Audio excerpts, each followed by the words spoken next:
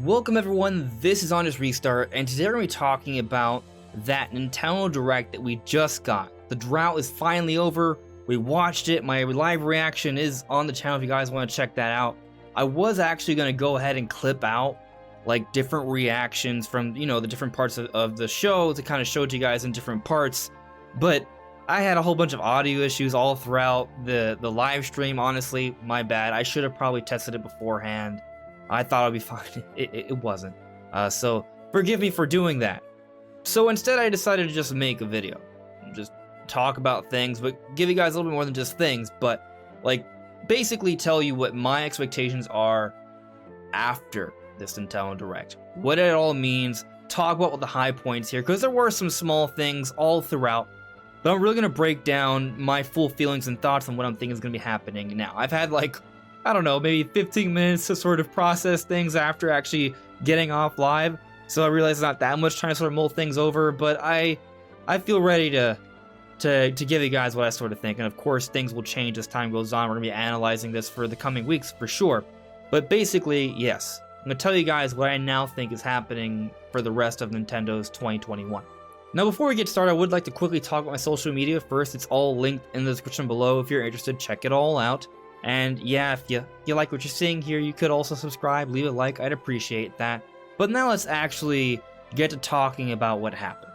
So, Pyra and Mythra are in Smash Brothers. We have been predicting this for years. We were predicting Rex and Pyra would be added to Smash Bros. Alongside with Mythra before Smash Bros. Even came out. Granted, they did not make the base roster. We got that Mii costume instead of Rex, and at that point, people were like, no, there's no way Rex and Pyra are happening. It's just not gonna happen. And I was like, no, hold on a second. Sakurai loves Xenoblade Chronicles 2. He said that in interviews. Even in that Smash Direct, he said, hey, look, I really wanted to get these characters in. I'm paraphrasing here. But he talked about how they were considered, but it just they weren't gonna make the cut due to timing. Then with the DLC, Fighters Pass Volume 2, we got Min Min from ARMS, another franchise, another series that came out in 2017 when the Switch launched, and it was discussed that, there were plans at one point, but it just was, deadlines and such. It could not make it up for the base roster, but ARMS made it in to the DLC. Once that happened, I was like, oh, wait a second. Xenoblade 2 may finally get the representation it deserves. So, I had a hope that Rex and Pyra would make it in Smash Brothers. I was somewhat right. Pyra and Mythra are now in Smash Brothers, and I am super excited about that. Rex is still sort of in. Of course, we already have the Mii costume, but Rex is a part of the final Smash and such, and also a great part of the reveal trailer. And that was a fantastic reveal trailer, by the way. It felt like they were talking about Xenoblade 3. And on the note of Xenoblade 3, I just want to say that I do think that is coming. I'm still working on Future Connected right now. I feel like there could be some teases there. And perhaps Smash Bros. Could be teasing something more for Xenoblade 2, potentially, or for the series of Xenoblade. We do know that Monolith Soft has been working on things. They were hiring for different games back in 2017. We haven't seen them come out with a ground-up new game since 2017. So there's definitely some Monolith Soft projects that are in the works. They weren't revealed in this Direct yet, but that doesn't mean that they aren't around the corner. One of those could be Xenoblade 3, one of those could be a new spin-off. There's still things that are planned, and I think we could be seeing that in the future. But going back to Smash Brothers, I am just really excited about this because I'm a big Xenoblade 2 fan. Really happy about this. When I got a chance to actually sort of watch the trailer for the second time, because the first time when the Direct started, I realized that you guys couldn't hear the audio of the Direct, and you guys didn't notice because, well, I was just talking the whole time before that, and, that part was working. I actually had background music, and you guys couldn't hear that, but you guys didn't know I had background music, so, even though I checked to see if it was working with you guys didn't know that the Direct wasn't going to work. But I fixed it, but basically my reaction was kind of botched, right? Part of why I just decided to make this video instead of spicing up different sort of reaction trailers. But I watched it again, even live, you guys saw that, and I almost cried. Like, I was actually tearing up, because Xenoblade 2 just holds such a special place in my heart. The music in that game, the characters, the story. I got super involved. That was such a huge escape for me. And to finally see Pyra and Mythra in Smash Brothers, it makes sense. Like, they belong. I think they belong. They're very important. And they make references in the trailer. Like, Rex is like, wait, without me, I thought I was going to be in Smash. And it's just sort of Sakurai sort of kind of teasing us that, hey, what about Rex? And I think that the interesting thing about that is that it really reminds me of the Chrom situation. Chrom is a very huge popular character from Fire Emblem.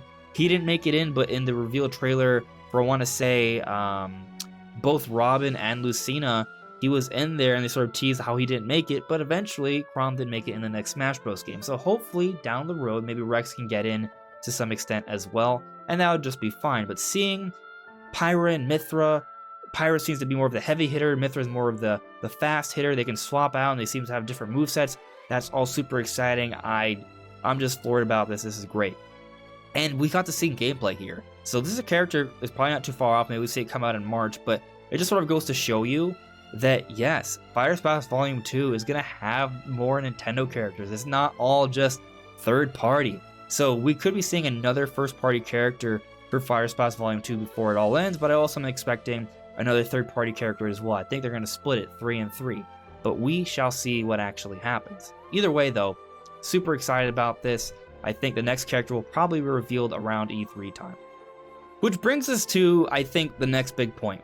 Zelda. It's Zelda's 35th anniversary in a few days, and Nintendo did not talk about Breath of the Wild 2. Well, they did actually. That's the thing. We didn't get a trailer. We didn't get news or information about the game itself in terms of like the contents of the gameplay and the story. We didn't get that. Disappointing, sure. But there is a silver lining here, okay? Because even though we didn't get Breath of the Wild 2, Nintendo did mention Zelda. And our anniversary is right around the corner. It would have been so strange if Nintendo did nothing. They did do something. We got Age of Calamity DLC confirmed. We got Skyward Sword HD confirmed. Another thing we've been talking about for a couple of years already that would be coming, and we've been predicting for quite a long time they would be coming out in the first half of 2021. Technically, I'm wrong, because it's coming out in July, the 7th month of the year, not the 6th month of the year. So slightly wrong there, but it's still summertime. I think that's still a pretty good window. And in terms of the content of Skyward Sword HD, it's pretty much exactly what I expected. Obviously, I always want more, but the expectation was always dual analog controls, map the sword controls to the right analog stick, so it'd still have awesome motion controls with the Joy-Cons, and just give it, an HD visual upgrade, and they did. It's nothing super ambitious, but it's fine. But I think this all actually bodes well for Breath of the Wild 2. 1. Because it's coming out this summer, that still leaves room for another major Zelda game to come out later into the year. Breath of the Wild 2, which would be the ideal way to celebrate Zelda's 35th anniversary. So there's still hope for Breath of the Wild 2, and on top of that, AJ Nua did confirm that we will be getting information about Breath of the Wild 2 later this year, so that's still a thing. But the other interesting thing is that because Skyward Sword HD is clearly not the most ambitious remaster of all time, and I'm not trying to slight the game in any way, I'm excited about it, the point is, they're clearly not putting all of their development efforts into that game. Breath of the Wild 2 is where the effort is at for this year, I believe. I still think that is happening.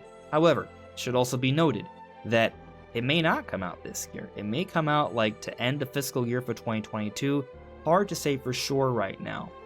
But I'm still thinking Breath of the Wild 2 is coming up for the holiday because they still need something big for the holiday besides Pokemon. And Skyward Sword HD is coming out in the summertime. So we don't really know what Nintendo's plans are for the second half of 2021. We're going to have to wait a few months for that, which is fine. Which sort of brings me to the other big point to bring up. Splatoon 3. Splatoon 3, we've been talking about how it makes sense for there to be something Splatoon to come out before the next generation Switch. They can't go over half a decade without something Splatoon coming out. There's this huge fan base for Splatoon. They got to keep that going, for sure. But we were sort of thinking maybe a spin-off instead, just because we heard that they hadn't even started to put development on Splatoon 3 not too long ago. So it just kind of made sense to think that maybe they're doing some sort of side Splatoon sort of thing as opposed to the next full entry. Well, lo and behold, they're doing the next full entry. Now, what's interesting though is that we're in February 2021, and instead of talking about things coming out in the second half of 2021 for the most part, they decided to give us a 2022 game. So strange. Why? And on top of that, there's gameplay in there, there's menu options. They actually show the part where you sort of build up your avatar. What's going on with that? To me, it feels like the game is close enough, or far enough, I should say, that we could be seeing some sort of beta test or test fire, not too far off, it really wouldn't surprise me if we see something like that this year. I just feel like it's strange that they would show like you actually like customization for your avatar, which would seems to be like the beginning of the game, in a trailer apparently more probably a year away from its release. Very strange there. But it might only just be about a year away from its release. It could come out January 2022, February 2022, March 2022. It could come out for the fiscal year, which to me makes more sense. I think it shouldn't be that far off. I just don't see it. I actually kind of feel like this could be kind of like that Animal Crossing kind of game that comes out for March 2022 to kind of close out the fiscal year, which would add more sort of reason to why they would show it off so early into 2021. If it's coming out like basically a year from now, like just a year from now, not a year and a half to almost 2 years from now, then it makes a little bit more sense. That's what I'm actually going to predict. I'm going to predict that Splatoon 3 comes out before the end of the fiscal year.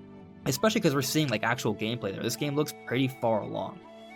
But that also kind of brings me back to Breath of the Wild too. So I think most people would agree that Breath of the Wild 2 kind of has to come out before the end of the fiscal year, which is March 2022. If, and this is an if, right, if Splatoon 3 really is going to be Nintendo's game to close out the fiscal year, then Nintendo's not going to want to position Breath of the Wild 2 right behind that. It makes more sense to think that Breath of the Wild 2 is probably going to be the holiday 2021 game, especially if they're going to use it to celebrate Zelda's 35th anniversary. And Nintendo is doing things to celebrate this, I think. We already have Skyward Sword HD coming out this summer, Age of Calamity DLC coming out throughout the year. I think, it's all sort of being positioned to where we can get like some sort of big direct presentation this summer where there's finally more of a Zelda focus. We thought we'd see a Zelda focus this month given the anniversary, and there were multiple Zelda announcements, right? So it wasn't like we were too far off, but of course it wasn't everything we wanted either. But the interesting thing about this presentation, I feel, is that a lot of predictions we've been making for a really long time, and not just myself. I do want to sort of gloat a little bit here because I was one of the few people saying that we'd probably be getting a Nintendo Direct around this time, like this week in the month for months from now. And also maybe Skyward Sword HD and maybe Rex and Pyra. I've been talking about those things for a long time, but the point is not so much to gloat, but more so that these things that we've been thinking about and hoping for, Nintendo Direct, Skyward Sword, Rex and Pyra and Smash, we've been talking about these things for well over a year. And they finally happened. If we go back to 3 All-Stars and Pikmin 3 last year, we were talking about them all throughout the year, and they weren't announced immediately. They weren't announced as soon as we wanted to see them, and people started to doubt that they would happen. The same thing applied for Rex and Pyra, Nintendo Directs as a whole, Skyward Sword HD, but they have happened. So the point I'm getting at here is that the other things we've talked about, like Metroid and Prime Trilogy, for example, those things which we didn't see, that doesn't mean they aren't coming in the future. Actually, we've talked about there being a need for Splatoon. We're seeing that, right? So I'm just saying, even though we didn't get everything we've been talking about that makes sense, that doesn't mean that they aren't coming later down the road. It's hard to get the timing here to sort of figure out when Nintendo's actually ready to talk about the things that they want to talk about. But in terms of sort of like having an idea of what's actually happening, I feel like in general, we've been fairly close. But the real point here is that if you were looking forward to seeing the next Monolith Soft Studio game, the next big Donkey Kong game, the next Metroid game, just because we didn't see them in this Direct doesn't mean they're not happening. Again, this Direct was focusing on early 2021 titles. That's what Nintendo said. If you look at some of the release dates, maybe not so much, but it's clear that we still don't really have a good understanding of what's happening in the second half of 2021, but we do have a great understanding of what's happening for the first half of 2021. Bowser's Fury just came out for February along with Bravely Default 2. In March, we're getting Monster Hunter Rise. In April, we're getting new Pokemon Snap. In May, we're getting Miitopia. In June, we're getting Mario Tennis. Not Mario Tennis. We already got that a couple years ago. We're getting Mario Golf, and it looks pretty cool with like being able to roam around the story mode. And then in July, we're getting Skyward Sword HD. So there is a decent lineup of games we know about for the first half of 2021. We have like a nice little 6-month window there of quality games. When we get closer to summertime, then Nintendo will talk about other things, including Zelda, and maybe also including other things like the next Xenoblade game or the next just Monolith Soft game in general, Donkey Kong, Metroid, that could be the case. I will say that for Metroid, because we didn't see anything now, that whole idea of like the Metroid crossover with Fortnite thing, I'm now giving up on that. If they announced it a week from now or a couple weeks from now, it's still possible, but I don't really believe that anymore. I also think that probably we're only getting one Metroid game this year, not two. I thought that if there was going to be two Metroid games, you'd have to have one in the first half and the other in the second half, similar to how we're getting Skyward Sword HD somewhat earlier into the year, leaving room for Breath of the Wild 2 for the holiday. Because that did not happen for Metroid, I now think we're just getting one Metroid game this year. But I think that Metroid game is probably going to be Prime Trilogy for Metroid's 35th anniversary this August. But we shall see. Anyways, guys, overall, this Direct, it had some good things. I think it was pretty long. A lot of things that I feel like could have been for partner showcases, which maybe means maybe partner showcases are done. They're going back to the Direct style. We shall see, of course. But, you know, I think it could have been spaced a little bit better. I think it would have been nice to have gotten news on Breath of the Wild 2. That didn't happen. Or other new big Nintendo games like a Donkey Kong or a Kirby, things of that nature. We did get Mario Tennis, so that's fine. And Splatoon 3, so that's also pretty big, but it's coming out 2022. But hopefully early 2022. Point is, though, overall, some decent announcements. Pyra and Mythra in Smash Bros. Made me want to cry. Skyward Sword HD is a nice thing to see. I still have a hope for Breath of the Wild 2 for the holiday this year. The general plan expectation for 2021 honestly hasn't veered off too much after this Direct. I'm pretty much believing everything I've been believing, but the whole two Metroid games coming out this year, I'm now committed to there just being one. But we'll see how things actually pan out. Overall, the Direct was about a 3.5 out of 5 for me. Solid, not the best Direct of all time, but definitely good enough for the time being. And I'm just happy that Nintendo Directs are back. It seems like Nintendo's getting back into a flow, more of a pattern here. So hopefully not too long from now we'll be seeing another one, and it'll maybe be a real banger. But that's all for now, everyone. This is On This Restart. Thank you so much for listening and watching. Let me know what you guys think in the comments below, and I'll see you all really soon. Take care.